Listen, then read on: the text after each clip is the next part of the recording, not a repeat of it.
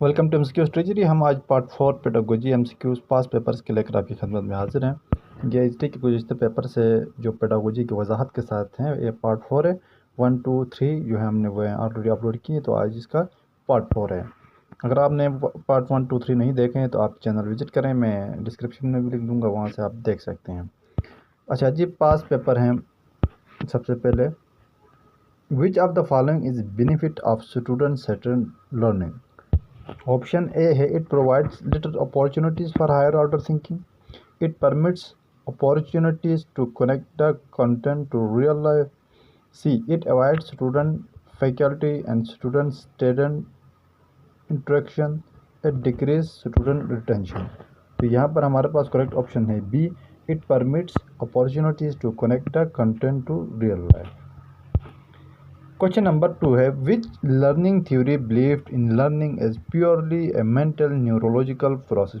फिर ये जो आपकी लर्निंग जो है वो मेंटल न्यूरोलॉजिकल जो प्रोसेस है वो कौन सी है? बिहेवियरिज्म है, अच्छा ऑप्शन बी है कॉग्निटिविज्म है, ऑप्शन सी है ह्यूमनिज्म है, ऑप्शन डी है कंस्ट्रक्टिविज्म है।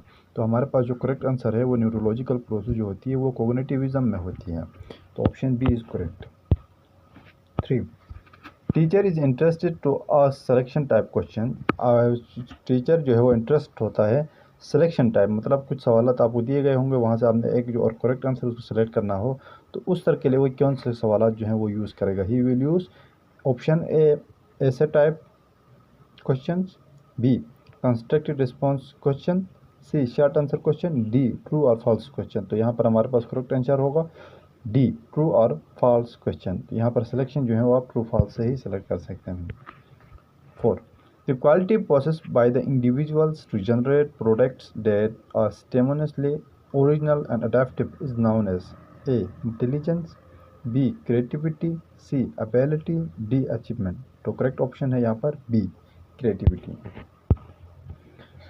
5, for the invocation of maximum intelligence for the child, the vital component is heredity, B environment, behavior, attitude। तो correct option है यहाँ पर B environment। Appropriate method at elementary level is lecture method, discussion method, C activity method, D demonstration method। तो यहाँ पर जो elementary class की जो लेवल की क्लासेस होती हैं उनके लिए जो अप्रोप्रिएट जो टीचिंग मेथड है वो है डेमोन्स्ट्रेशन मेथड, मतलब किसी चीज़ को करके दिखाना प्रैक्टिकली। नेक्स्ट है जी, which type of assessment is used in a quiz? Quiz के अंदर कौन सी जो टाइप ऑफ असेसमेंट यूज होती है? Formative, B diagnostic, C summative, D informal. तो यह है summative. Counselling should be viewed not only as remedial but also as suggestive, preventive, problem identification, predictive. तो यहाँ पर C option is the correct option, problem identification. Factor that makes instruction student centred in learners, A interest, B experience, C involvement, D prior knowledge. तो यहाँ पर C option is the correct option, involvement. The terminology of think pair share is related with experiential learning, B cooperative learning, D problem based learning, D active learning. तो option D is correct option, active learning.